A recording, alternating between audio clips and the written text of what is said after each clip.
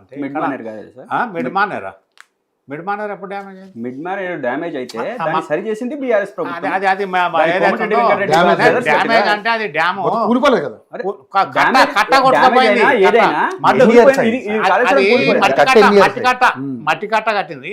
అది నేను ఏమంటున్నా, సరి చేసే మేము నడిపినాం కదా, అది బుంగలు పడ్డాయి, చాలా ఆరోపణలు చేసి మేము దుమ్మెత్తిపోయేది కదా, ప్రాజెక్ట్ ఆపేది కదా. ఇక్కడ నేనేమంటున్నా, ఇక్కడ కేసీఆర్ కానీ బిల్డర్ అది కన్స్ట్రక్షన్ కంపెనీ కానీ వాళ్ళ ఎవరు డిఫెక్ట్ లేదు. ఇక్కడ ఫస్ట్ ఫెయిల్యూర్ వాళ్ళు ఒప్పుకున్నా ఫీజిబిలిటీ రిపోర్టు ఉందా, ఫీజిబిలిటీ రిపోర్ట్ ఉందా, అక్కడ డ్యామ్ సేఫ్టీ ఉంటుంది అన్నది. ఇక్కడ ఎందుకంటే బుర్ర ఉన్నవాడు ఎవడైనా కానీ కోల్ బెల్ట్ ఏరియాలో కడితే కోల్ బెల్ట్ ఇలా భూకంపాలు ఎందుకు వస్తాయి, అగ్నిగుండాలు ఏవైతుందో లావాలు ఎందుకు వస్తాయి, లోపల భూగోళం లోపల కోల్ బెల్ట్ ఉన్న దగ్గర మంటలు మడతనే ఉంటుంది, బూడిదైనా కొద్దిగా కుంగుతూనే ఉంటుంది. అక్కడ ఫస్ట్ కేసీఆర్ అక్కడ ఇచ్చే ముందు డ్యామ్ సేఫ్టీకి ఫీజిబుల్ రిపోర్టు ఉంది ఉందా, అది ఎలా నీళ్ళు ఆగలేదు ఆపలేదు అంటే ఇలా ఆపితే ఒకటానికి అన్నీ పోతాయి. ఇప్పుడు ఎట్లుంటుందంటే మొదలు ఒక ఏళ్ళు పెట్టిన తర్వాత మొత్తం మెల్లగా పెద్ద గండి పడుతుంది. అది దాని మీద అక్కడ టోటల్ డ్యామ్ డిజైనింగ్ ఆ ప్లేసు ఏది కన్స్ట్రక్షన్ ప్లేస్ ఏదైతే ఉందో ఇట్ ఇస్ కోల్ బెల్ట్ మొత్తం అటు మంచిర్యాల కానీ ఇటు గోదావరి కానీ కోల్ బెల్ట్ మధ్య ఉన్నది. ఆ రకంగా ఉన్న దాని మీద కట్టడం అనేది ఇలా కాదు కానీ రేపు అనుకోకుండా దాని మీద మీరు రాసుకోరు, చరిత్రలో రాసి పెట్టుకోరు, ఇంకా 30 ఏళ్ళు 40 ఏళ్ళు బతారు కదా, దాని పరిణామం తర్వాత తెలుస్తుంది, ఇప్పుడెందుకు కానీ. అయితే అదొకటి. తర్వాత నోట్ల గురించి కాదు, వీళ్ళ ఏ పార్టీ కూడా తక్కువ లేదు. ఇక్కడ ఏది ఆర్ఎస్ ప్రవీణ్ కుమార్ నింద మోపని పక్క పెట్టరు, బంగారు లక్ష్మణ్ కూడా బీజేపీ ఏదైతే ఉన్నాడో పార్లమెంట్లో నోట్ల కట్టలు దొరికినాయి పార్లమెంట్లోనే సజీవంగా, అది కూడా సాక్ష్యం ఉన్నది, వాళ్ళు కూడా యాక్సెప్ట్ చేయాలి. రెండోది రేవంత్ రెడ్డి అన్న దాని మీద ఒకటినది. ఇంకొకటి కాంగ్రెస్ మన్మోహన్ సింగ్ నో కాన్ఫిడెన్స్ మోషన్లా ఎన్ని సంచులు మోసిండు అన్నదో మన మాజీ ఎమ్మెల్యే జగ్గారెడ్డిని అడిగితే చెప్తాడు. 2 ఓట్ల కోసం ఎవరు ఇదే బీఆర్ఎస్లో ఉన్న వాళ్ళు ఎవరైతే ఉన్నారో 4 ఎంపీలు ఉంటారు కదా, అప్పుడు ఎవరు ఆల నరేంద్ర మళ్ళీ ఇంకెవరో 4 ఉంటారు, అప్పుడు వాళ్ళు ఎన్ని సంవత్సరాలు మోసారు ఆయనే చెప్తాడు. ఇక్కడ వీళ్ళేదో పునీతులు అన్నదే కాదు, అన్నీ అదొకటి. ఇక్కడ సామాజిక తెలంగాణ అన్న కాడ ఆమెకు మన్మోహన్ సింగ్ గారు మోసారా, మన్మోహన్ సింగ్ పీరియడ్లో జగ్గారెడ్డి మోషన్ కానీ అది నో కాన్ఫిడెన్స్ మోషన్, అది బీఆర్ఎస్ ఎమ్మెల్యే టీఆర్ఎస్ ఎమ్మెల్యే ఎంపీలకు ఉన్నారు వాళ్ళు. అయితే నేనేమంటున్నా, అరే జగ్గారెడ్డి చెప్తాడు ఓపెన్గా, ఏమన్నా ఆఫ్ ది రికార్డ్ అడుగు మీరు. ఇక్కడ సామాజిక తెలంగాణ మాట్లాడే ముందు నీ ఇంట్లో 5 పదవులు ఎట్లా అనుభవిస్తారు మీరు, ఎవరు అనుభవిస్తారు? ఒకటి క్యాబినెట్లో 18 మంది మంత్రులల్లో 12 మంది ఓసీలు ఉంటారు, 6 రెడ్డిలు ఉంటారు, 4 వెల్మాస్ ఉంటారు, 10 ఒక బాపనాయన ఒక కమ్మాయన ఒక ముస్లిం ఏదో ఉంటారు. 6 అంటే మొత్తం జనాభా వీళ్ళది ఎంత, అగ్రవర్ణాలది, బీసీలది, ఎస్సీలది ఎంత, నువ్వు సామాజిక న్యాయం ఎక్కడ పాటించినావు? ఇవాళ మరి నీకు ఆ రోజు లేదు అన్నోరు, ఆ రోజు మాట్లాడలేదా? ఈమె పార్టీ పెట్టి చేస్తా అంటే కుక్కతో ఒక వాటి గోదావరి ఇదినట్టున్నది కవిత సంగతి.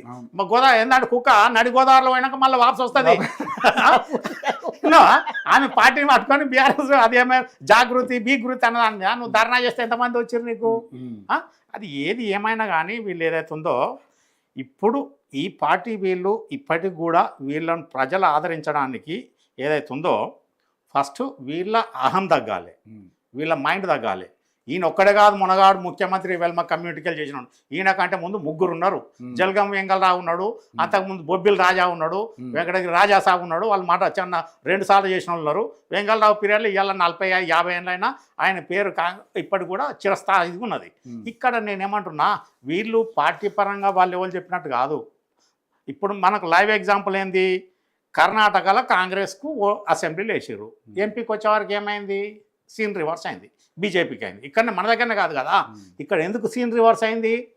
ఇవాళ తెలంగాణ కాదు, కర్ణాటక కాదు, అఖండ భారతదేశం ప్రపంచం మొత్తంలో అన్నిటికంటే అత్యంత యువజన జనాభా కలిగిన దేశం భారతదేశం. 60-65% యువకులు ఉన్నారు. వాళ్ళది డెసిషన్ ఉంటుంది. ఓట్ల వేసేది మొదలు యువకులే ఉంటారు. ముసలోళ్ళు ముడిగోళ్ళు ఈ middle class so-called rich, middle class కాదు హై క్లాసు రిచ్ వీళ్ళందరూ ఇళ్లలో వండి హాలిడే ట్రిప్లకు పోతూ ఉంటారు. అట్లా ఆ రకంగా తప్ప వీళ్ళేదో వచ్చి ఇట్లా టర్న్ అయింది ఓటు ఏదైతే ఓటు ఈవీఎంలు మేనేజ్మెంట్ అవన్నీ ఈవీఎం మేనేజ్మెంట్ ఉంటే మళ్ళీ కర్ణాటకలో కాంగ్రెస్ గెలవద్దు కదా. ఎంపీలలో ఎలక్షన్ అప్పుడు దేవేగౌడ వారి పార్టీ ఎక్కడెక్కడ ఉంది సార్? అయితే దేవేగౌడ కూడా ఎప్పుడు దేవేగౌడ ఏమైంది అనుకున్న అది పెట్టి ఇది పెడితే కర్ణాటకలో ఏడబెట్టాలని మనకు కాలబెట్టింది. అందుకోసం ఇక్కడ కవిత ఎన్ని తాపత్రయాలు చేసినా వీళ్ళు నాభిలోటి నాలుక మీదోటి పెట్టుకొని ఈ ప్రవర్తన అనేది మార్చుకోవాలి. కేసీఆర్ ఖాందాన్ కూడా మొత్తం ఎలా అసలు నిజంగా నేను ఏమంటున్నా ఇలా ఇంత జరుగుతున్నా కానీ కేసీఆర్ గారి నుంచి ఒక్క స్టేట్మెంట్ రాకపోవడమే విచిత్రంగా ఆ, ఉంది. అది సరే, అది ఆయన రాజకీయ రాకపోవడం వ్యవహారం. మంచిది, వస్తే ఇంకా మళ్ళీ రక్షణ అవుతా ఉంటుంది. అవును, అవును. ఆ, ఇప్పుడు మొసలి కన్నీళ్ళు గారవకూడదు ఎప్పుడే కానీ. మొసలి కన్నీళ్ళు అంటే తెలుసా మీకు? ఉమ్. ఆ? ఏంది స్టోరీ చెప్పు. నా స్టోరీ నాకు తెలియదు. మొసలి కన్నీరు ఏందని తెలుసా? ఉమ్. మొసలి కన్నీరు అంటే ఇప్పుడు ఒక కోతి ఒడ్డు దాటాలి అవతల ఆ, అది అవును, అవును. అర్థమైంది. ఒడ్డు దాటాలంటే ఆ గుడిగే పాపము, గురించే కదా. అయితే ఏంటంటే ముసలి బావ నన్ను దాటియావంటే నడి గోదావరిలో పోయినాక ముసలి అన్నది నా భార్య ఏడుస్తూ ఉన్నది, కన్నీళ్ళు కారుస్తూ ఉన్నది. ఏమైందంటే నా భార్య గుండె రోగం వచ్చింది, కోతి గుండె పెడితే తగ్గుతుందట అని. అమ్మ బిడ్డ నాకే ప్రాణగండాన్ని తెచ్చినావు అని చెప్పేసి కోతి కూడా తెలివి ఇంటెలిజెంట్ ఏం చేసింది, అట్లా నేను నా చెట్టు మీద ఉన్నది నా గుండె తీసి తప్ప అని చెప్పింది. దాటినాక ఏమే దొంగదానా నా గుండె కేసారి నన్నే మింగుదామని చెప్తామని ఉంటుంది. ఇక్కడ వీళ్ళు కూడా వీళ్ళ ప్రవృత్తి మార్చుకోవాలి. పాలిటీషియన్స్ అన్నప్పుడు మెచ్యూరిటీ ఉండాలి, అటువంటి ఉండాలి. అంతేగాని ఇప్పుడు వీళ్ళు ఎంతసేపు రేపు బీజేపీ ఎదుగుదలన్నది కాదు. ఇలా 1980లో ఎన్ని ఉన్నాయి బీజేపీకి, రూలింగ్కి వచ్చింది కదా. ఎప్పుడు కూడా న్యాయంగా పోతే ఇప్పుడు నేను ఏమంటున్నా 25 ఏళ్ళు కంటిన్యూ మా సీఎంగా చేసాడు సిక్కింలో, 24 ఏళ్ళు ఇక్కడ 30 ఏళ్ళు వాళ్ళు చేసారు, 34 ఏళ్ళు. ఇటువంటి వాళ్ళు ఏదైతే ఉందో ఇది ఆనెస్ట్గా పరిపాలిస్తే ప్రజలు జీవితాంతం పట్టం కడతారు, అధికారం ఇస్తారు. అంతేగాని నువ్వు ఉన్నది కదా దోసుకుందామని చెప్పి దాచుకుందామన్న ఉద్దేశంలో పోతే ఇలా నేనేమంటాను, ఇదే కేటీఆర్ మొత్తం బంజారా జూబ్లీ భ్రష్ట్ పట్టించండి. ఇలా మొత్తం కమర్షియల్ ట్రాఫిక్ జామ్ ఎన్ని బిల్డింగ్లు దాని సీన్ ఉందా? వీళ్ళు ఒకవేళ ఢిల్లీలో పిఎంఓ ముఖ్యమంత్రి ఉన్న మొత్తం లుటెన్స్ బంగ్లాస్ ఉన్నది కదా న్యూఢిల్లీ, భ్రష్ట్ పట్టించేస్తారు వాళ్ళు. అందుకోసము ఒక ప్లానింగ్ అన్నది, ఒక ఫ్యూచర్ అన్నది అది. ఇంకొకటి నేను చెప్తా ఇవాళ మీ టీవీ సమక్షంలో, ప్రపంచం మొత్తంలో ఎక్కడ కూడా రెసిడెన్షియల్ బిల్డింగ్లు 20-22 ఫ్లోర్లకు ఎక్కువ లేవు. 40-50 ఏందన్నట్టు. అది ఫైర్ యాక్సిడెంట్ అయితే మీదికి పోతాడు ఎవడన్నా, మీదనే వస్తాడు. అది తెలివి ఉండాలి. ఇయనికి ఎవడన్నా పాటిస్తారా? రమ్మని ఎవరన్నా మాట్లాడదాము, సర్వే చేయమని ప్రపంచం. అరే జిహెచ్ఎంసీ ఏందా దొంగల మొత్తము దొంగ పర్మిషన్లు, దొంగ లెక్కలు, ఒక్కొక్కరిని మొత్తం జైల్లో పెట్టచ్చు. అరే 40 కాదు 50 ఫ్లోర్లు, 55 ఫ్లోర్లు. హైదరాబాద్ లో ఎంత భూకంపాలు రావు అని సేఫ్టీ అని అనుకున్నా కూడా వేరే సమస్యలు ఏం రావా? Fire accident main. Fire accident ఒకటి వస్తుంది. అయితే ఏమైతుంది తెలుసా, ప్రపంచంలో ఎక్కడ కానీ చూసుకోరు. ఏదో బుర్జ్ ఖలీఫా పక్క పెడితే మిగతా కూడా 50-55 ఫ్లోర్లు ఉన్నాయన్ని కమర్షియలే. కమర్షియల్ ఉన్న కాంప్లెక్స్లో ఎప్పుడు కానీ క్యాంటీన్ కానీ కిచెన్ కానీ ఉండదు. వాళ్ళు ఏ రెస్టారెంట్ ఏది కావాలన్నా కిందికి వచ్చినాలే. ఇప్పుడు మీరు మన ఆదిపట్ల టీసీఎస్ ఉన్నది పోయి చూడరు క్యాంపస్ ఎట్లుంటుంది అన్నది. అందుకోసము బుద్ధి జ్ఞానం ఉండాలి. ఆ ఐఏఎస్లను ఒక్కొక్కరిని నేను చెప్తున్నా కదా. రేపు అయినా ఇంకొకటి, ఎప్పుడే కానీ డెవలప్మెంటు సిటీ సెంటర్ సిటీ చుట్టూ రావాలి. 4 కార్నర్స్ డెవలప్ అయితే అది మంచి ప్లాన్డ్ డెవలప్మెంట్. మొత్తం తీసుకొచ్చి సౌత్ వెస్ట్లో కోకాపేట ఐటీ సెక్టర్ల వరకు రేపు వీళ్ళు అన్నీ అయిపోయిన తర్వాత ఒక్కసారి ట్రాఫిక్ పీక్ అవర్స్లో దిగితే అప్పుడు గతి ఎట్లుంటుంది అన్నది ఇంకో 5 ఏళ్ళ తర్వాత భయంకరమైన దృశ్యాలు అది ఉంటుంది. అందుకోసం నేనేమంటున్నా, ఇప్పటికి కూడా వీళ్ళు కాంగ్రెస్ కూడా మాట్లాడారు. ఏదైతే ఉందో జూబ్లీ బంజారా దాని శాంక్టమ్ ఏదైతే ఉందో దాని డెకోరం దాన్ని మెయింటైన్ చేయడానికి ఉండాలి కదా. అందుకోసము ఇప్పుడు ఏదైనా ఇంకొకటి, కాంగ్రెస్ కూడా ఈడ రేవంత్ రెడ్డి ఇండివిజువల్ కెపాసిటీ వచ్చింది కాబట్టి ఈయన కాపాడుకోవాలంటే కేసీఆర్ మీద దుమ్మెత్తు పేసుడు బంద్ చేసుకోవాలి. నేనేమంటాను, మాట్లాడు కేసీఆర్ గురించి ఒక్క మాట అవసరం లేదు. ఆయన చేయాల్సింది చేసిండు, నువ్వు చేయాల్సింది చెయ్యు. నువ్వు ఏదైతే ఉందో పక్కకు పెట్టువారని నీకు, నువ్వు రీఆర్గనైజేషన్ లేదు, రిఫార్మ్ లేదు. మళ్ళీ ఏదైతే ఉందో ఇప్పటికి కూడా 6 మంత్రి పదవులు నింపుడు లేదు. ప్రజా పరిపాలన ఎక్కడ నడుస్తుంది? ఇప్పుడు ఒక్క మాట sir, Karnataka election scene reverse అయిందన్నారు కదా. ఎమ్మెల్యే ఎలక్షన్ అప్పుడు బీజేపీ జేడీ ఈ మన కుమారస్వామి గారు ఇద్దరు వేరువేరుగా సపరేట్. అప్పుడు బీజేపీకి 36.0 వస్తే వీళ్ళకు 13.29% వచ్చింది. అదే ఎంపీ ఎలక్షన్స్కి వచ్చేసరికి వీళ్ళిద్దరు అలయన్స్ లకు వచ్చారు. సో 36 ప్లస్ 13.29 ఏంటి? కాంగ్రెస్ ఓట్ బ్యాంక్ అన్నట్టు కాంగ్రెస్కి ఎంత 42.88 ఉంది, కానీ ఇక్కడ 49.29 వచ్చింది కదా.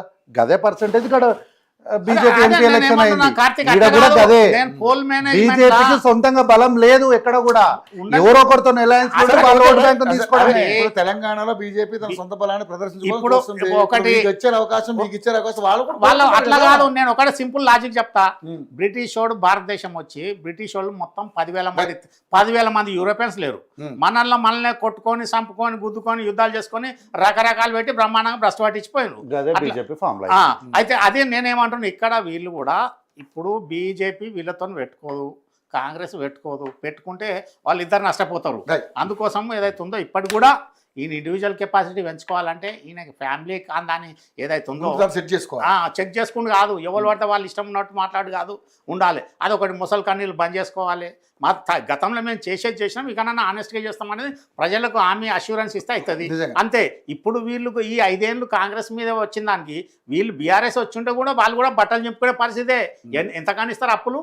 ఇప్పుడు జపాన్ గతి ఏం తెలుసా, ఎకానమీ డౌన్ అయిపోయింది, వాళ్ళ జీడిపి మీద 260% అప్పులు పెరిగింది. ఇలా అమెరికా గతి ఏమున్నది, అమెరికా వాడు భారతదేశానికి 20 లక్షల కోట్ల అప్పు ఉన్నాడు. China number 1, Japan number 2, India number 3 అమెరికాకి ఇచ్చిన అప్పులల్లా. ఎందుకు ఇచ్చారు? బాండ్స్ కొన్నారు వాళ్ళ దగ్గర. అమెరికన్ మన దగ్గర స్టేట్ బాండ్స్ అమ్మినట్టు. వాడిని ఉన్న జనాభా ఎంత? 4% ప్రపంచం మొత్తంలో. వాడి అప్పులు 30%, అమెరికా వాడి అప్పులు 30%. ఆ రకంగా ఏదైతే ఉందో పరిపాలన ఒకటి ప్రతి ఒక్కడు వచ్చి ఏలు పెట్టినేమో అంటాను కాదు. ఎవడు చేయాల్సిన పని చేస్తే వాడు ఉండు. ఏదైతే ఉందో ఎగ్జిక్యూటివ్ అథారిటీ, ఎగ్జిక్యూటివ్ పవర్స్ ఇవ్వాలి. ఎక్కడ లేదు, ప్రతి ఒక్కడు ఎమ్మెల్యేస్ ప్రతి వరకు ఉన్నది. ఇక్కడ కవిత ఏ చేసినా కుక్కతో ఒకటి గోదావరి ఇదినట్టే ఉంటుంది. ఆమె బలం ఏంటో నిరూపించుకునే బలం ప్రయత్నం లేదు, చేస్తుంది. బలం లేదు. ఇప్పుడు గౌతమ్ ప్రసాద్ గారు ఎటు మాట్లాడలేని పరిస్థితుల్లో ఉన్నారు ప్రస్తుతానికి అయితే. కానీ ఆయన ఏం జరగబోతుంది అనేది కూడా ఆయనకు క్లారిటీ ఉంది కాబట్టి ఆయన సరే ఆయన వాదన ఆయన పాపం ఆయన బీయింగ్ ఏ పార్టీ మ్యాన్ గా Yes, yes. ఆయన అద్భుతంగా defend చేసుకోగలిగారు. చేయడానికి ఉండదు, ఏది Yes, కానీ yes. ప్రొటెక్ట్ చేయాలి. Yes, yes. అంతేగాని దాని ప్రకారం వీళ్ళు ఇట్లా అన్న దాని మీద Right, right, ఇక్కడ right. మన కార్తీక్ చెప్పేది ఇప్పటి కూడా ఎందుకైతే ఉన్నారో యువకులు ఉన్నారు దాని ప్రకారం ఉన్నది. కాంగ్రెస్ ఉన్న 3 ఏళ్ళు ఇప్పుడు వచ్చే 3 అవును వీళ్ళు కూడా చాలా తప్పుదారు. రూలింగ్ ఒక రిఫార్మ్స్ తెస్తే డెఫినెట్ గా మళ్ళీ సరైన ఇంకొక నిర్ణయాలు పడతారు. తీసుకోలేకపోవడం వల్ల వాళ్ళు కూడా ఫెయిల్ అవుతారు. వాళ్ళకన్నా 10 ఏళ్ళు పట్టింది, వీళ్ళకి మరి 15 నెలలకే ప్రాబ్లం వచ్చింది. ప్రాబ్లం వచ్చినా కూడా నేను ఏమన్నా ఇంకా సెట్ అవుట్ చేసుకోవడానికి టైం ఉంది, ఇంకా 3 ఏళ్ళు టైం కంట్రోల్ చేయడానికి. అదొకటి. పరకాల ప్రభాకర్ ఏం తొక్క అని ఏమో గడ్డిపోస్తాను సమానం. నిర్మలా సీతారామన్ ఇన్నోరు చెప్తా, ఆమె బిడ్డ పెళ్లి చేస్తే ఆమె కుటుంబ సభ్యులు తప్ప ఇంకొకరిని రానియాలి. ఎవరు అన్నారు వీళ్ళు? ఒక్కొక్కరి పెళ్లి ఆర్భాటంగా మామూలుగా అంగరంగ వైభవంగా ఆకాశ హెలికాప్టర్లు ఫ్లైట్లు అన్న దాని మీద ఆమె గురించి శాతము అవన్నీ నింద ఆరోపణ ఎప్పుడే కానీ నిందలేంది బొందబోదు.